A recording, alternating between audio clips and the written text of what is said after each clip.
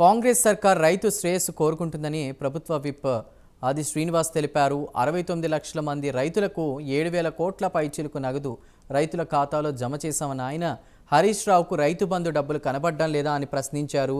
చిత్తశుద్ధి లేని హరీష్ రావు కాంగ్రెస్ ప్రభుత్వంపై బురద జల్లుతున్నారని ఫైర్ అయ్యారు. రుణమాఫీకి మేము సిద్ధంగా ఉన్నామని, హరీష్ రావు రాజీనామాకు సిద్ధంగా ఉండాలన్నారు. ఇక ఎన్నికల కోడ్ కారణంగా రైతు భరోసా కొంచెం ఆలస్యమైందని, వచ్చే ఏడాది నుంచి వర్షాకాలానికి ముందుగానే రైతు భరోసా ఇస్తామని హామీ ఇచ్చారు ప్రభుత్వ విప్ ఆది శ్రీనివాస్. 15వ తారీఖు లోపల మా ముఖ్యమంత్రి చెప్పిన తేదీ లోపలనే రుణమాఫీ చేసి తీరుతాం. మీ ద్వారా హరీష్ రావు గారు ఆ రోజు స్పీకర్ ఫార్మేట్లో ఎమ్మెల్యే పదవికి రాజీనామా వేసి మాజీ కావడానికి మానసికంగా సిద్ధం కావాలని చెప్పి సందర్భంగా తెలియజేస్తా ఉన్నా.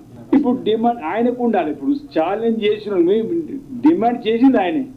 మేము రుణమాఫీ చేస్తామంటున్నాం. రుణమాఫీ చేసిన తర్వాత తను సిద్ధంగా ఉండాలని కోరుతున్నాం. డిమాండ్ ఏముందల్లా ఆయన ప్రభుత్వాన్ని డిమాండ్ చేసిండు.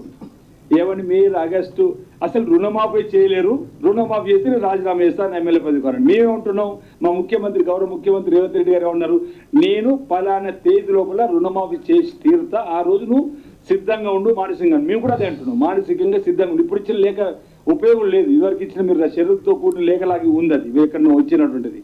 మీరు మానసికంగా సిద్ధంగా ఉండండి.